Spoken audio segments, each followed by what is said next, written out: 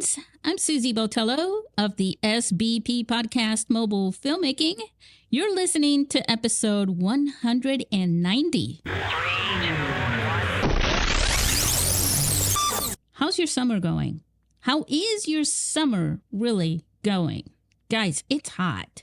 I don't know exactly where you are, but I'm imagining that where you happen to be, it's pretty hot. And you know what's good to do when it's hot? That's right. Get your phone and document it. Make videos. Don't get bored. Don't sit around and just sweat. Just actually get creative. Create things. Make something. One of the things that I'm doing tonight, even though it's also very hot, I'm getting creative. And I've got a wonderful guest for our show. His name is Pruitt. You may remember him. He's been on our show a few times, and I invited him to come back to the show. It's been quite a while since he was here. He's one of the judges for the International Mobile Film Festival in San Diego, and he's actually done that for us a number of years now, like seriously. So I thought I'd invite him to come to the show and share how his summer is going. And, oh, by the way, he's also an expert with videography and photography and all that great stuff. But you know what? I'm going to let him introduce himself to you just to share with you where his expertise comes from. And we're going to discuss some topics that are of interest to you as smartphone filmmakers. And just so you know, he's an Android guy when it comes to phones. So, are you ready to go? Let's go and talk to Ant.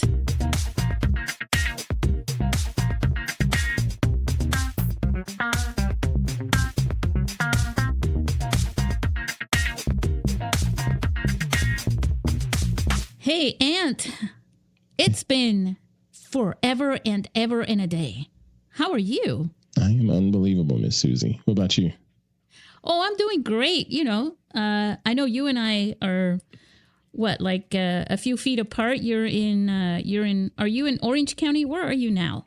Definitely not Orange County. Y'all can stay down there in the south part of California. I want no part of that. I'll visit Southern California, but I'm not living there. Nope. Well, if you're gonna visit Southern California, you got to come over to San Diego because we got the best fish tacos. So you say. In the world. So you say. Yeah. I am the unofficial fish taco ambassador of San Diego. Guys, I invited Ant to come on the show to share some really cool news with you.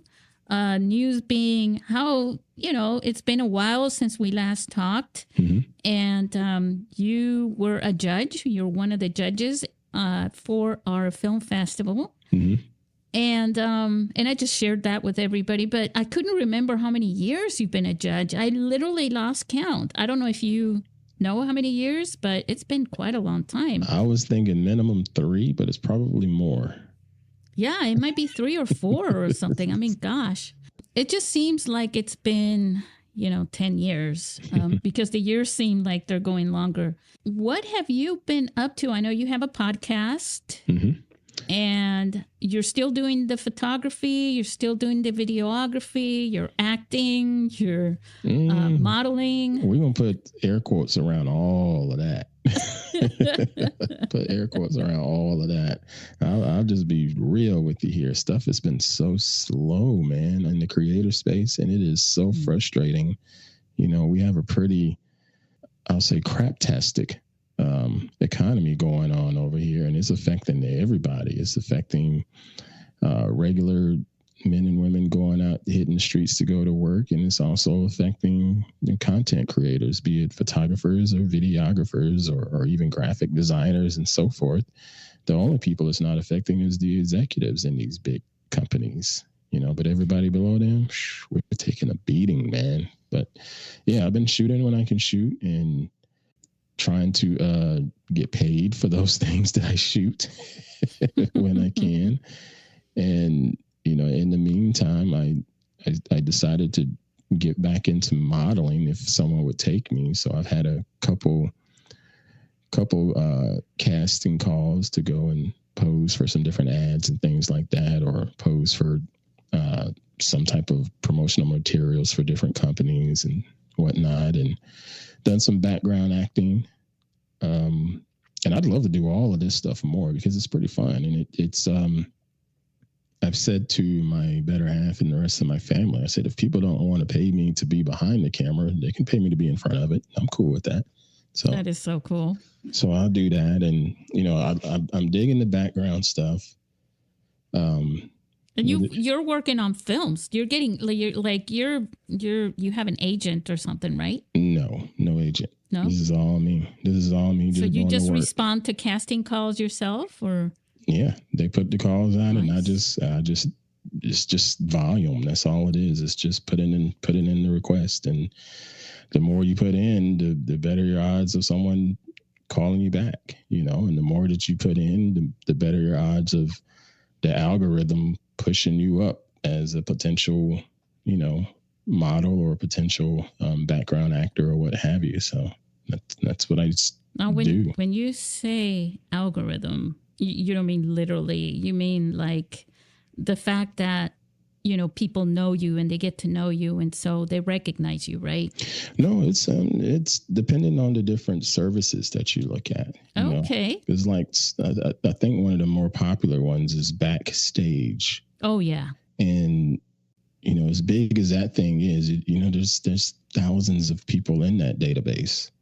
Mm-hmm. It's been around for forever. Yeah, but I wake up a couple times a week with an email that says, "Hey, you were suggested to us. Can you audition for this?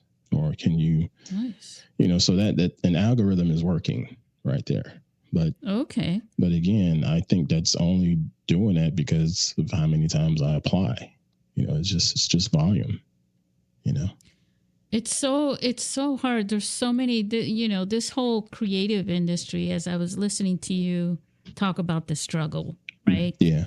It's always been like that, and then during the pandemic, the content creators, just sort of rose in a way. Yeah.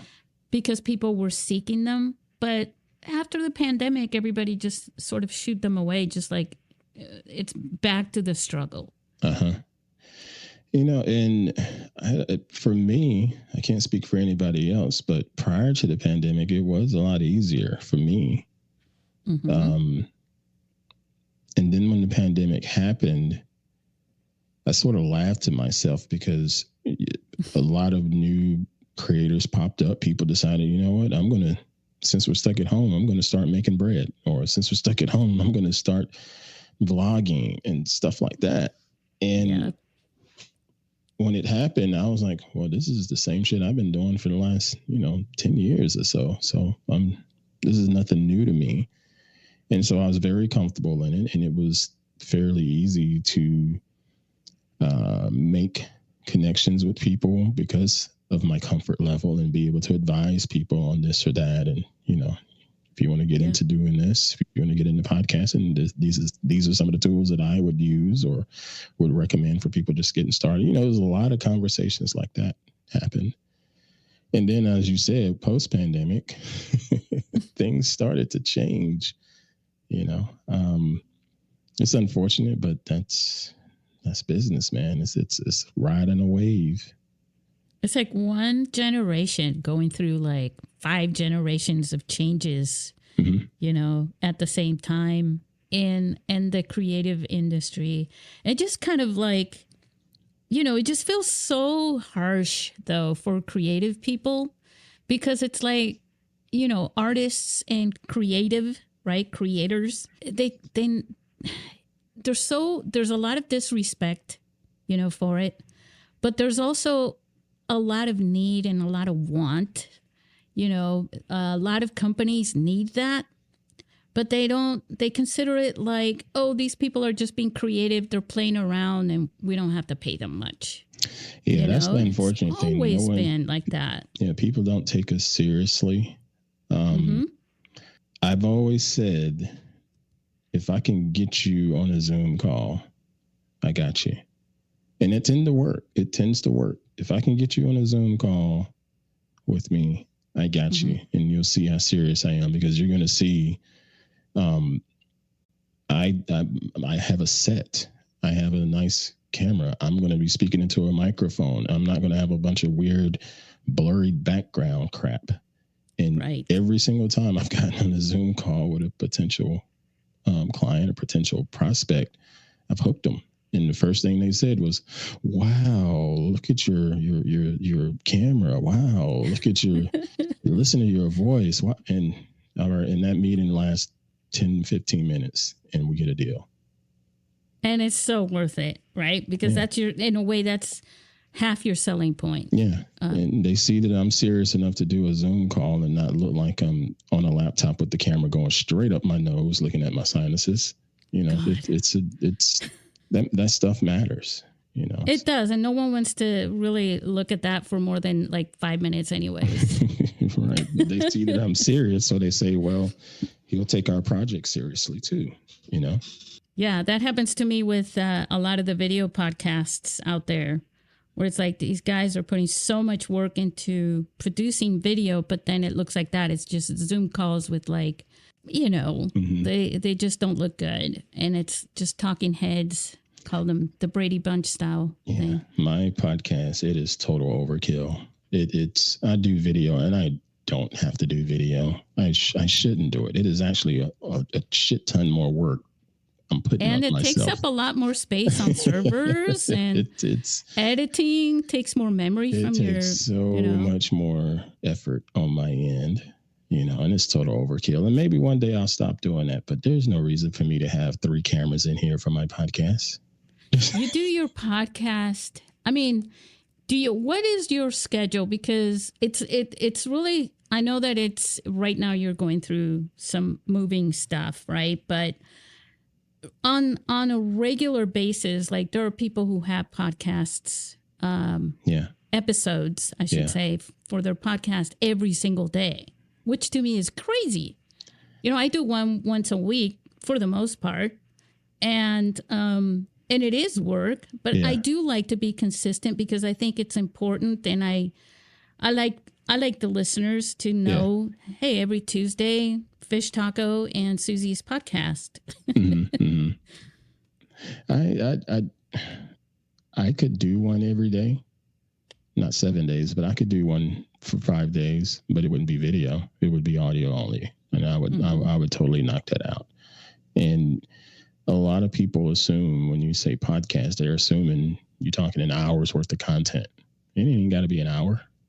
Right. It could be half an hour. It could be 10 minutes, you know, and I could do that every day.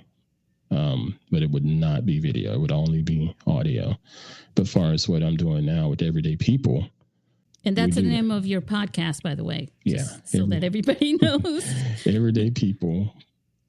I formally call it Everyday People Doing Everyday Shit, but to keep things, you know, at least searchable, it's just Everyday People Podcast. And I do that. I record it once a week, and it drops usually on Thursdays. But I try to record on Wednesdays live through YouTube Live and whatnot, so people can interact with us. And I definitely get it published Thursdays, unless all hell breaks loose like moving. But even with the move, I've done some short episodes, solo episodes and stuff like that, you know. Yeah, that's the hardest part, is doing solo episodes for me, you know, because I feel like I know I'm talking to people, but I feel like I'm, I don't know, self-serving in a way, because they're not literally right here, even though I'm talking to them. Yeah, I get that.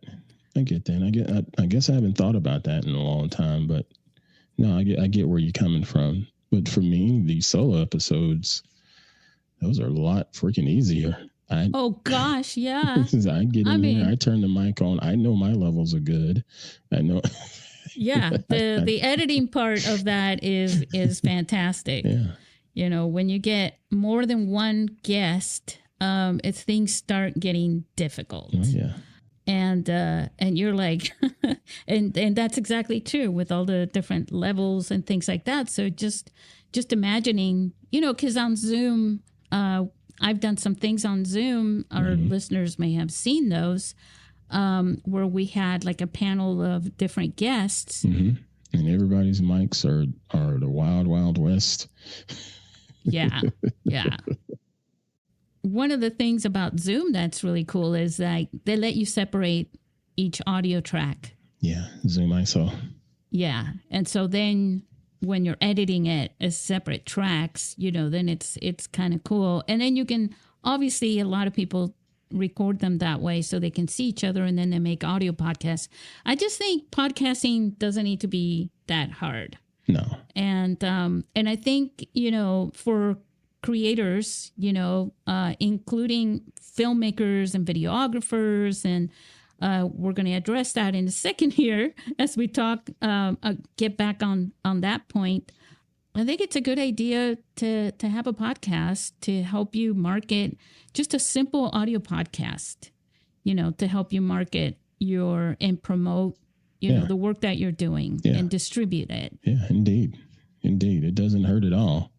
It's one more signal, You remember the older, I don't know. I probably shouldn't say older, but a long time ago, there was radio. Also known as older. Right. But they used to have like movie trailers in the radio. Yep. So I think that's a possibility too for, you guys making mobile films. You can make a little trailer with just the audio. Don't have to worry about the video. Let's talk about you judging. Okay. Dun, dun, dun. Let's get serious. You were one of the judges for the short film competition. And you basically get the best of the best to judge for that competition. The category winners for the final awards. And you've done this for a few years now. So how do you feel about, are you seeing progress in the film? Some of them are still being recorded on older cameras and things like that. But combining everything, not just the aesthetics and the technical quality, but combining everything, including the actual film, the storytelling, the creativity, all those things. Why don't you share some takeaways of your experience? Well, I will say this. Over the years, the quality has definitely ramped up each year.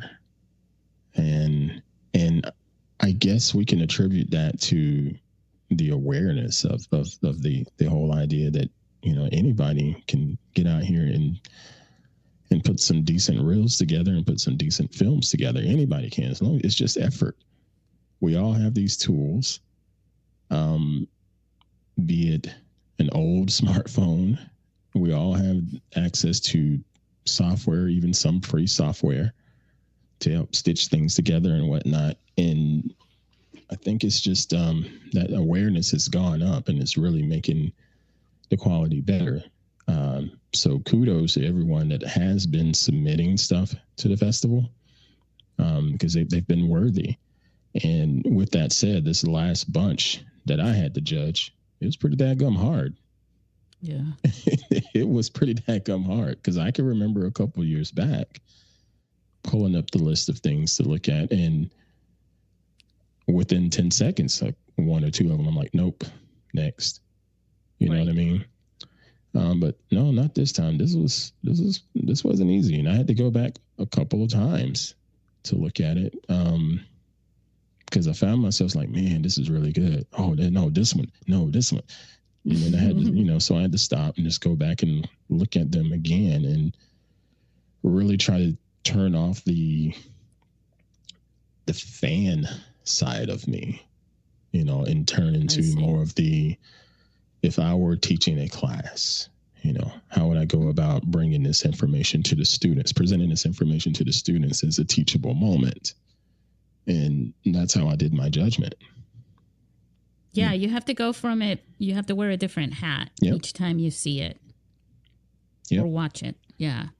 But I also consider sound to be a big player on, but all of them, by the time they got to you, had pretty decent sound. Yeah, they do. And excuse me.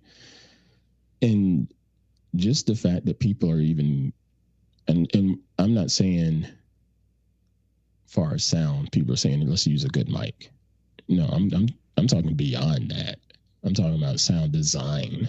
Yes. You know, and the fact that, excuse me, where's the frog around here in my throat? Apparently, it's summer. It's the weather. Good grief! But yeah, people are actually considering actual sound design, and really helping to enhance what's being shown on the screen, because your eyes are pretty strong sensory mechanisms. Yeah. But man, when you hear something or feel something, physical touch, those things definitely hit you right in the soul. I mean, it's connected. Yeah. You know, our senses are all connected. Sometimes people forget about that. Yeah. You know, they put them in different compartments. Yeah. I mean, and it's like, here's the sound, here's the video. You watch a movie and take out all of the Foley, take out all of the score, and just listen to the dialogue. It doesn't hit the same. Mm-mm. But you add that Foley in there, and you hear that screeching of the hinge on the old door, coupled with just a little wind blowing in the background. You know, did you just do that effect? Yeah, I mean that's so awesome. I was like, oh, that's opportune. Okay, that's Foley. Yeah, right. That's your. Yeah, I mean, when you watch a film, you know, a lot of times people are thinking time, production, let's do it, let's go. And they're thinking that way when they're creating their shot list, right? I want to get to the point, because the time limit, right? You have a time limit, and a lot of times you realize that you're going to put it into specific, you know, film festivals, right? And film festivals tend to have different time limits. And you know that if you have a film that's like 23 minutes long, it's going to be harder for that film to get accepted in film festivals, because they like shorter films, usually around 15 minutes, or, you know, feature films, right? And so you're thinking like that. And here you go. You got all these shots going through, and you forget about the beginning. You're setting up the story. You're bringing people into the story, meaning not just the concept of the story, but into that setting, into that space. So that's why in a lot of movies, like you were talking about The Wind or something like that, there's a lot of movies that the opening scenes are just setup scenes. Mm-hmm. This is what you can kind of feel, and it gets you in the mood, and you have birds chirping. Maybe they're kind of drone shots, right? A lot of times. Mm-hmm. Or they'll have a drone shot of a valley or something like that leading up to a house. And then they kind of ease into somebody's kitchen or whatever it is, right? And then they also, a lot of times I notice that people forget transition shots as opposed to just the transition effect on a video. Mm-hmm. Where you can actually, you know, have somebody stirring sugar into a cup of coffee, say, at a coffee shop. And it's kind of like, and then it widens up into people going into the coffee shop. And then now you have the scene of a dialogue between two actors in a coffee shop. Just little things like that help with the timing of your film and your story. Because when you're reading a book, you picture things, right? Mm-hmm. In film, it's all done for you. And it's shaped by the director and the cinematographer. The filmmaker is shaping that. And those are things that I see people forgetting, but it adds to the quality of your production. Just having things like that. Yeah, it does. Are those things that you notice too? Or is it just, am I just the only weirdo? No, you're a weirdo, but it's not because of that. it's, you notice it because of, you have a full understanding of the whole craft and the process. And yes, average people, they won't know this until someone like you pointed out to them. Mm-hmm. And again, that's why I said, as we started this conversation, I think it's just the idea that this is being more democratized and awareness has been raised so much more. It's becoming normal for people to want to figure out how to do a nice trailer, how to do good sound design, and storyboarding and stuff like that. People that never even thought about film, somebody that's an accountant during tax season. Mm-hmm. It's like, ooh, wait a minute, I do have this 2-year-old iPhone that still could shoot 4K and 24p, and wow, this video looks pretty good. Let me see if I can make a little sequence of me getting ready to go to work and work during tax season, and they will figure out, the whole storyline right there and craft it and put it together, and then they throw it in the iMovie because it's readily available to them right there. Right. So yeah, it's not that you're weird. It's just, like I said, the awareness has come up now. And I think what you said makes a lot more sense nowadays versus 10 years ago, saying that to quote unquote normal people. Right. Yeah. Because 10 years ago, people were far from being normal. Yeah. I mean, this whole point of mobile filmmaking, right? Mm-hmm. Because I've been in this for so long, where I know that there are listeners listening to this show, and some of them have never picked up a regular camera even. Yeah. I've taught mobile filmmaking workshops, in person, hands-on. And you were talking about the accountant. I had a dentist, mm-hmm. Come, and he wanted to make some videos of surgeries, dental surgeries and things like that for his company, his dentistry or whatever it's called. Yeah. And there's so many things like that. But, I also had people who, we handed a shotgun mic and a pole, and they were wearing headphones, and they're listening to it, and I could see them glowing, and I was like, what's going on? How are you feeling about holding this stuff? And they're like, I've never even held or touched a microphone in my life. And here they are doing it, and they're doing it to make a mobile film. And so what happens is, the more and more films that people make with their phone, just to connect us to it, your observation, a lot of times what's happening is that people are making mobile films, so many of them, that the easy part, the part that used to be hard, right? Getting started, mm-hmm. and learning the technology and the methodology and all those things, become easier. So instead of focusing too much on, I got to lock exposure, got to do the lock focus, I got to tracking, whatever it is, running apps, right? Connecting things, all those things become secondhand. You almost don't have to think about it. And instead you get to do the artistic part. Yeah. Which is the stuff I was talking about. Right. With the storytelling and getting really creative with that. What was the name of that movie? Rosebud? Orson Welles? Never saw it. Heard of it. So he wanted to get the specific shot, right? And he couldn't get the camera low enough. I mean, they were giants, at the time. Those cameras were huge. So he dug a hole in the ground to put the camera all the way in the ground to get that shot. Brilliant. Right? Absolutely brilliant. Yes. And that was, there's another way you could do. You could raise the people, but whatever. It's probably a lot cheaper to just dig a daggone hole. But there's things like that are very creative, right? There's little tricks you play with distance through camera, and you only learn about those things when you're paying attention, because you're able to pay attention to it.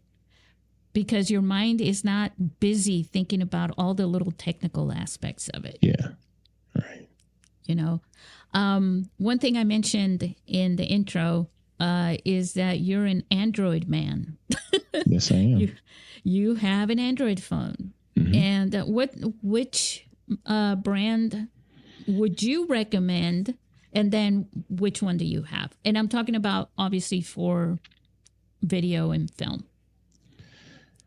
I would obviously go on the Samsung side of things. Samsung, like Apple, has figured out the secret sauce to appeal to the masses. I, on the other hand, I didn't like the Samsung phones, but they have definitely gotten better from a software standpoint. The operating system has gotten a little less cute. They used to put a whole lot of crap and bells and whistles and all kinds of weird sound effects. And, you would click on the icon to open up your mail and it would make this weird bubbly sound or some type of. So did it sound like a cartoon? Yeah. Like I'm like, anime why, or something? What grown ass man wants all of this on their phone? But that was Samsung appealing to the masses. And they've stopped doing that kind of stuff, but they've still figured out a way to make things still appealing for everyday people. On the other hand, I've been using the Google Nexus line of phones, which later turned into Google Pixel line of phones. And I'm on Pixel 8 Pro right now, and I'll probably be on this until the 10, because now you don't have to get a new phone every daggum year. You can wait a couple of years because the level of technology is plateaued off. I don't care what the marketers are trying to tell you, and putting a label A.I on it doesn't make it better than last year's model.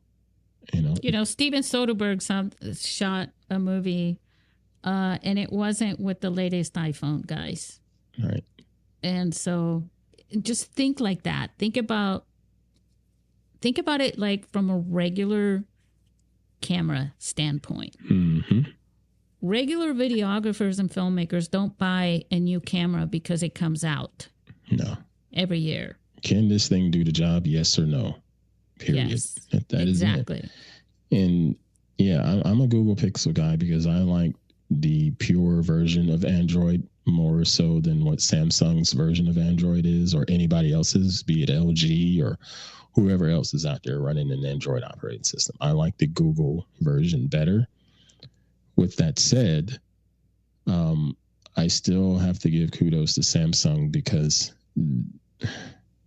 their phones tend to be a little bit easier to use by, quote, regular people. Google Pixel and pure Android it was for the nerds. It was for the developers years ago. The Nexus line, that was a developer focused phone. And that's who had them. The people that wanted to tinker, on the iPhone side of things, you call it jailbreaking. On the Android side of things, we call it root, ROOT, root access to the operating system. That sounds dental. It's if you were a nerd, you would know that root is the super user inside of the operating system. I should know about that. My dad would only use a PC to go in there and mess everything up and then call me and ask me to come down and help him, figure out why his computer crashed. And I'm like, you need to stay out of that. Oh, wow. I'm just curious about all these files and folders and what they do. And he was in the registry and stuff, huh? Oh, he was all over that stuff. And I was like, what are you like? What? Why? Yeah. But that's the thing. Google embraced that crowd. Mm-hmm. But it's unfortunate that the phone has no popularity whatsoever. And it's nice. It's a nice piece of hardware. But Samsung, they appeal. They know how to market better and get your cousin to buy it. They literally get anybody to buy their phones. And Google can't seem to do that. So I think there's also a combination because, just speaking about the camera, right, itself, there's a combination of the quality of the camera on the phone and the quality of what you have learned about how to make content with that, right? Yeah. How to make videos, how to make films. And there's that little, eye in the middle, right? Where it's like, if you can connect those two things together just right, you'll make a pretty good film, even if the camera isn't fantastic and the latest and the newest. As long as you know the method and the process, how to tell the story. Yeah, know your limitations of your equipment, and then just put it together to fit your particular task at hand. And you mentioned something right now, and it reminded me, the camera quality. Samsung versus the Pixel line. Okay. Granted, pretty much all of these phones have Sony sensors in them. I don't care if it says Samsung on the phone. It's probably got a Sony sensor in it. The difference is the secret sauce on the software side of things, because phones are doing computational photography 95% of the time. You're hardly ever just getting what the sensor sees.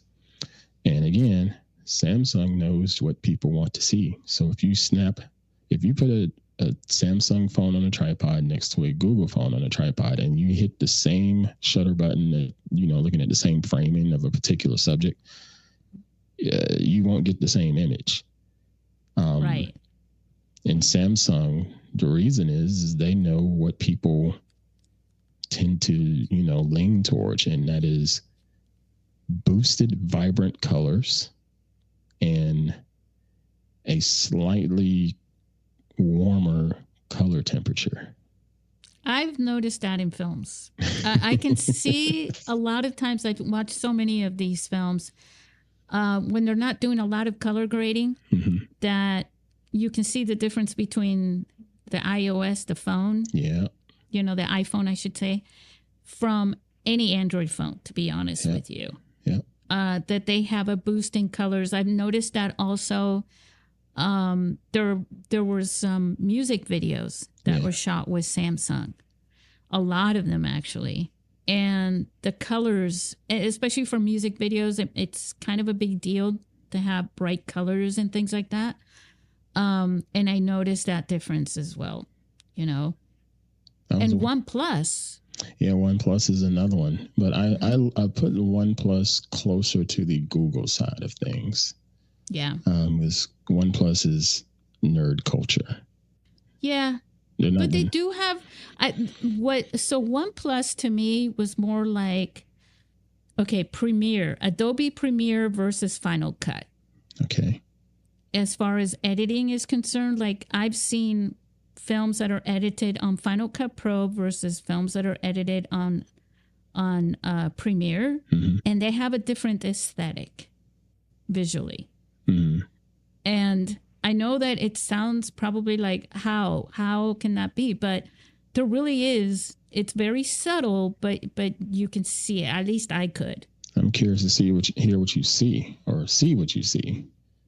Yeah. If they're just exporting a MP4, a compressed video file, or now granted, don't get me wrong. Just because I don't use Final Cut, but I do use Premiere and DaVinci Resolve. Yes. And the effects side of things are definitely different between those two platforms. That cross dissolve is slightly different in those two, as far as how it processes, if you will. And both of them still look fine, but one is a little bit different from the other. I have seen stuff like that, or even like a camera shake effect. And it could be in the color grading aspect of it as well, between the Premiere and Final Cut Pro, because it's in the finalized film that I see. It's a very subtle difference.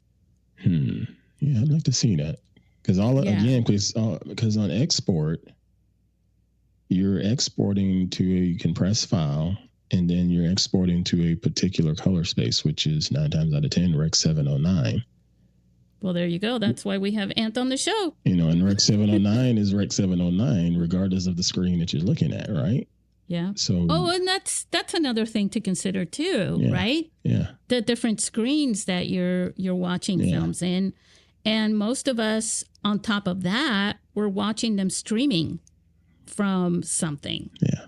Usually YouTube, but whatever it may be. Because there's also a difference of quality between Vimeo and YouTube.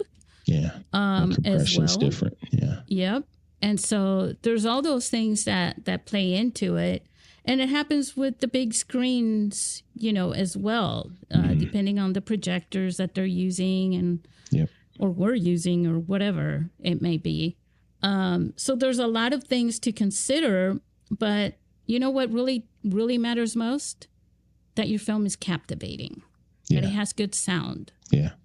That when I say captivating, that people aren't being interrupted throughout watching the film because they become consumed and they're not being interrupted by little nuances like, wait, what just happened there? Did everything just kind of like, what was that skipping or what was that? Things like that. Mm-hmm. There was a thing with Conrad Mess a long time ago. He would bring all his films shot with, the earlier and iPhones, right? And this was even before there was exposure lock or anything like that. And he would say, he would call that the jelly roll. And I was, what? And he says, yeah, that's when, you're panning from left to right and things are just all of a sudden it looks like you're a little bit underwater. And that's from exposure lock. Because things are, or focus lock. Focus lock. Yeah. Excuse me. And so, the camera is trying to focus on different depths of field, as you're panning. So we have our own terms in mobile filmmaking. In the earlier days, I don't think anyone besides us were using that term, the jelly roll. I'd never heard that. I know. I'm being the weirdo again. Hey, I have to ask you because we're talking about phones. Yeah. I wanted to ask you about something I noticed on social media. So Blackmagic Design came out with the Android version. Now, you may not have had a chance to dive into this, but... Oh, I did. I have thoughts. Okay. Because they came out with they finally came out with the Android. Yeah. But a lot of people were complaining that actually, it's not really Android. It's only Android if you have these specific models or phones or something like that. That's correct. What happened with that? What's the deal with that? That is people freaking out over something that has always been the case regarding Android. If you go back a decade and look at when apps came out on Apple, iOS version, whatever, you wouldn't find that app on an Android phone. And when you go and ask said company, well, why didn't you put it on Android? Every single time they would say it's because it's easier to just put it on iOS because it's just one phone. Right. So I don't get what, I guess people just like to hear themselves talk on social media because that's old news. Blackmagic did the smart thing and say, let's get it into the iPhone ecosystem first because we can just go ahead and knock that out the park. There's a ton of people using that platform that are actually going to be interested in using our product. Creative, yeah. Yeah. So, it makes perfect sense. And then we're worried about Android because Android has Pixel. Android has Samsung. Android has not only Samsung, they have Samsung Note. They have Samsung Galaxy this. They have LG that. And all of those are running different versions of Android. So Android as an OS system, right, basically. So they can't narrow it down. Yeah. Yep. So people wigging out over that. That bugs me. I'm like, come on, y'all. This is not new. Let that go. Because I couldn't understand it because I'm not an Android person, right? Yeah. So for me, it was like, oh, great, it's on Android, guys. Yay. Yeah. And then it also makes sense that they're going to put it on the flagship phones because the the most flagship popular phones are going to be the more popular ones. Mm-hmm. They're going to be the ones that have better processing capability, better screens, all of that makes total sense. Why are they going to put it on a feature phone? Why are they going to put it on some LG yada yada phone that nobody's using? Why are they going to put it on a Sony phone, Sony Xperia phone that nobody's using? It just makes sense. But yeah, sorry, didn't mean to rant. No, this is exactly, I mean, not that I wanted to hear you rant, but, because when we put this out, the news, hey, and I had been, publicly posting, on threads and things like that. Yeah. Hey, guys, when are you going to, put out the Android version of this for some of our counterparts, right? Yeah. That are filming with Androids. I mean, I'm looking out for the whole community of mobile filmmakers. Yeah, but also it comes with some responsibility of us as Android customers to know the limitations of the platform. We're not going to be first in line for stuff, But then again, we may be first in line for some other things that are Google centric. The other thing too, I think, is to think about that because, for one, I was just saying earlier, if you're thinking about the camera, you don't always get the newest camera. Nope. But when you're talking about a phone, that's an easier trade, right?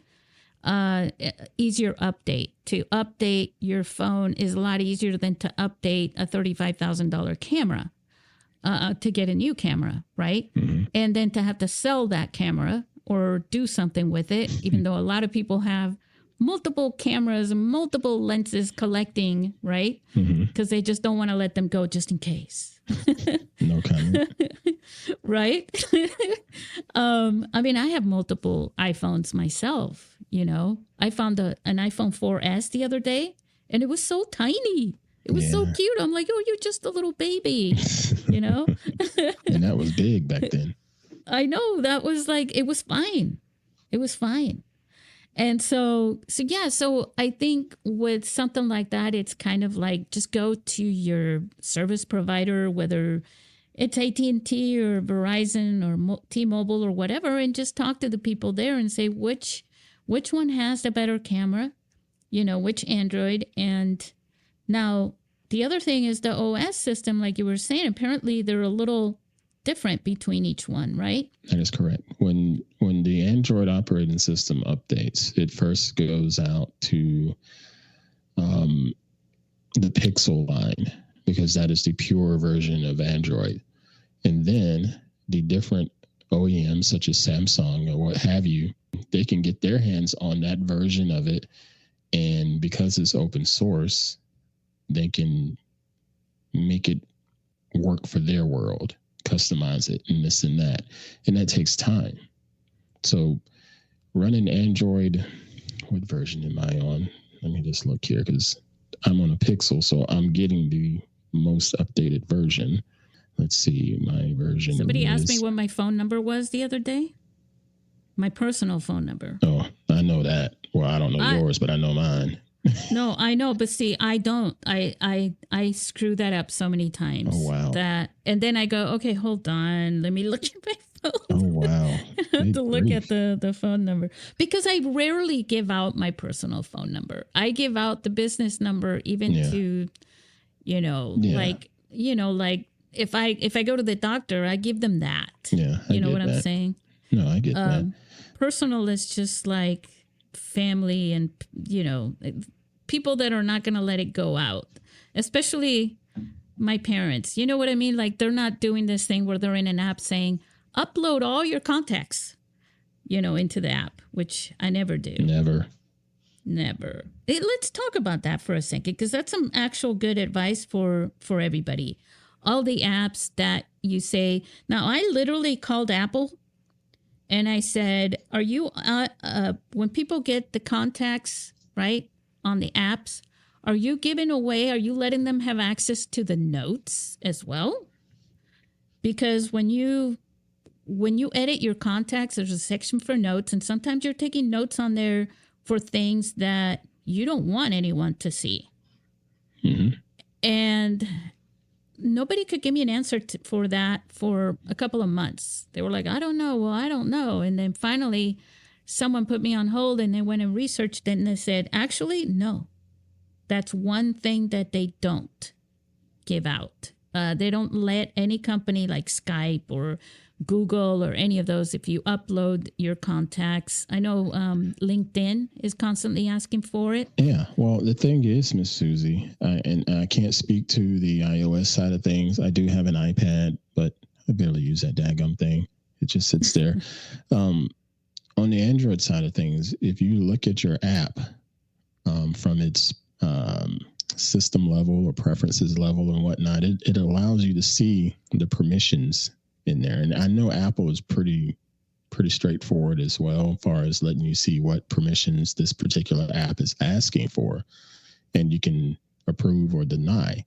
So if you're ever curious, does this app has access to the notes, you can look there and deny it. But those developers that are putting these apps together, it is in their best interest to try to get as much access to all the data that you have that they can, because they're trying to figure out a way to, in their words, make their app better. But they're also trying to figure out a way to monetize what they know about you. And we're talking about the contacts, right? Not the regular notes, but the contacts have a field for notes. Oh, okay. Well, yeah. That even that's still up for debate. So that they're not getting. It's not specified. Yeah, even that's up for debate too, because. Well, according to Apple, they're not giving that. But in any case, I don't let anybody get my contacts anyways. You never share your contacts. That's your own personal information. There's not a lot of permissions that I allow on my phone from the different apps. The one that I'll allow is, yes, you got to have access to the hard drive, because you won't work if you don't have access to the drive on the phone, period. Contacts, no. Location, 99% of the time I tell it no. You don't need to know where I am. I don't even allow most apps to send me notifications. When it comes to microphones and things like that, I always say no, because I know that I can switch it on when I need it. Exactly. Nope. Otherwise I don't need it. A lot of apps do things in the background, and a lot of people don't realize that, even though they're not turned on, or even if you're not using. That's kind of why they say while using, you can have this permission. It's like, well, what do you mean while using? Like, why would you ever have that when not using? So there's things like that. Just be safe out there, guys. Yeah. Not to be gloom and doom, but again, people are wanting to monetize off of data. Any bit of information they can learn about you. There's a reason why our insurance rates cost what they cost around this country, because the insurance people, they know everything.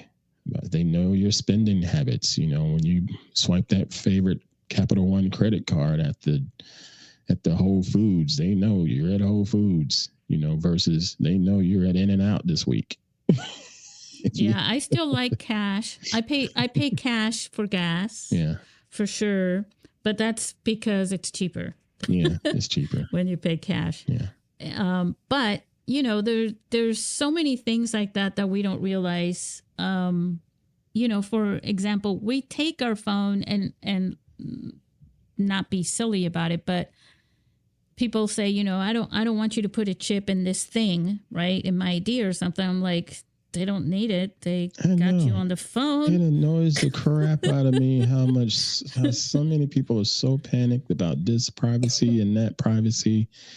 And I'm like, well, your phone goes with you to the damn toilet. Right? You got it everywhere. And, that's the other thing, too, that's very funny. I think we're getting way off topic here. But no, it's me, too, because I always enjoy talking about geeking out with you, basically, about all this stuff. But it's like you can have a map, right, on your phone that tells you exactly where you're going inside of a building. Yeah. So imagine that in your house. That's a little too much. Yeah. I'm sorry. I had to crawl into the space over here. Too much. In the closet. Good grief, man.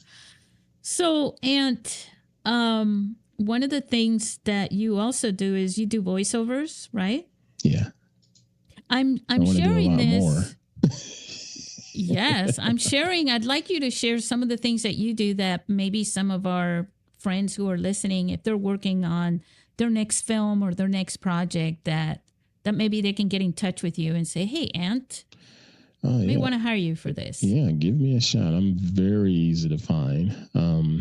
My handles on pretty much all of the socials is @_Pruitt. And also with 2 T's, by the way. Correct. PRUITT. And also just Googling Ant Pruitt, I found it generally just pulls me up. I'm the bald black guy.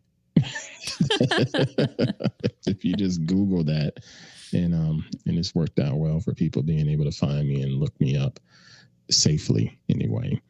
But yeah, I do voiceover stuff.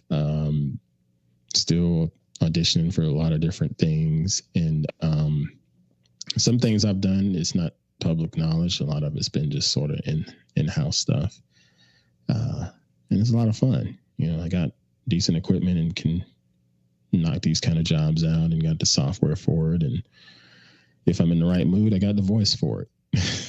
Yeah, and you can act now too. No, I'm not an actor. Not an actor. Even if you're okay, you're I a poser. can voice. I'm a voice. I can do fine with voice acting, but I'll never make the claim that I am an actor in front of the camera kind of thing. It just that those guys are skilled. Those folks doing that are definitely skilled, and I'm not there yet. We talk about mobile filmmaking, and I'm always surprised at the differences of the quality of the actors. Mm-hmm. Because there are films, like you got to watch a few this year, and the acting is pretty good. One of the things that attracts people to really dive into your film, consume them, captivate them as part of a story is the acting. Because if someone feels the emotion that is being portrayed by the character in a particular scene, so you could ask them later, so what was in the background during this scene? And they won't even remember that. They may not even remember what room or if they were at a park or whatever. They just remember the emotion of that scene. Yep.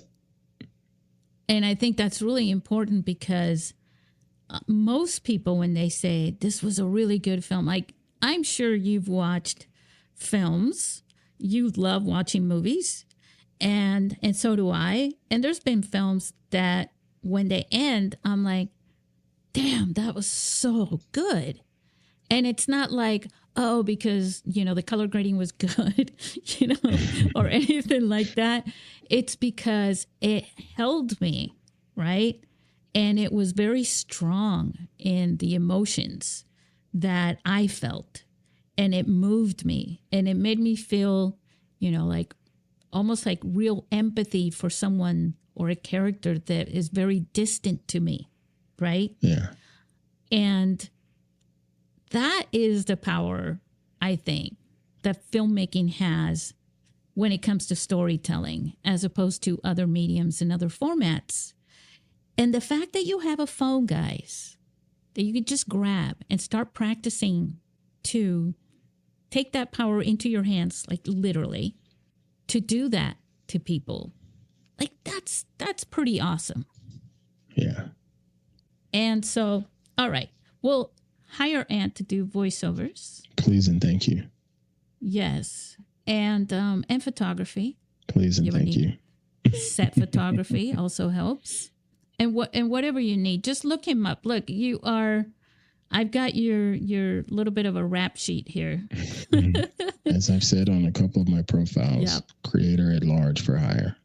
Yes. So tech professional, photographer, content creator, podcast host, you do. And then the list goes on. Also, just know that you can reach out to Ant just about always. He's very receptive to our mobile filmmaking community, and why he continues to be a judge. I hate to put you on the spot, but are you ready to be a judge again for 2025? Sure. Put me down. There you go. You guys, you heard it here. Wait a minute, we're recording? Oh, shoot. Yes, right? Yeah, wait till I have you sign the contract. No, just kidding. And I wish you the very, very best. And I'm so glad that you were able to come on the show again. And don't be a stranger. We'll do it again. Hey, just give me a shout. Say goodbye to our listeners. Take care, everyone.